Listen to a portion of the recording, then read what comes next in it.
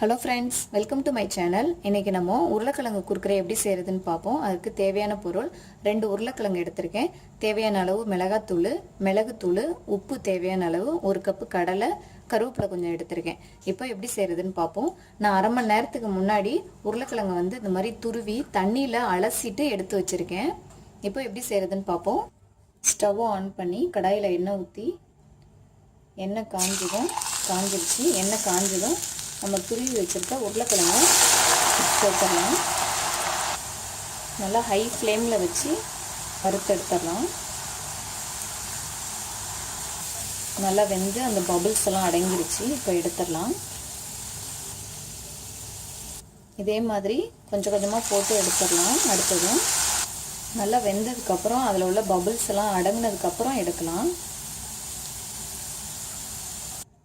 எல்லா உருளைக்கிழங்கையும் வறுத்த பிறகு நம்ம எடுத்து வச்சிருக்க கடலையை இதில் சேர்த்து இதையும் வறுத்தரலாம்.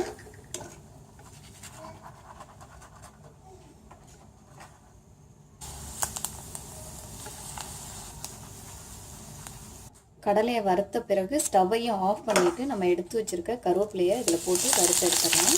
ஸ்டவ் ஆஃப் பண்ணிட்டு தான் பண்ணணும், இல்லைன்னா டப்பு டப்புன்னு வெடிக்க ஆரம்பிச்சிடும். எல்லாம் வறுத்த பிறகு இந்த மாதிரி இருக்கும். நம்ம வந்து தேவையான அளவு மிளகாத்தூள் சேர்த்துடலாம். அப்புறம் மிளகுத்தூள் சேர்த்துருவோம். அப்புறம் தேவையான அளவு உப்பு சேர்த்து நல்லா கலக்கிடலாம்.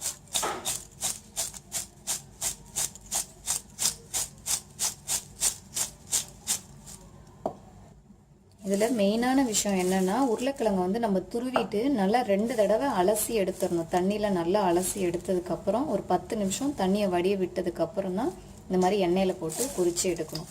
இந்த மாதிரி செஞ்சு எடுத்து சாப்பிட்டோம்னா ரொம்ப நல்லாயிருக்கும். இந்த மாதிரி செஞ்சு பாருங்கள். இந்த வீடியோ உங்களுக்கு பிடிச்சிருந்துச்சுன்னா சப்ஸ்கிரைப் பண்ணுங்கள். தேங்க்யூ.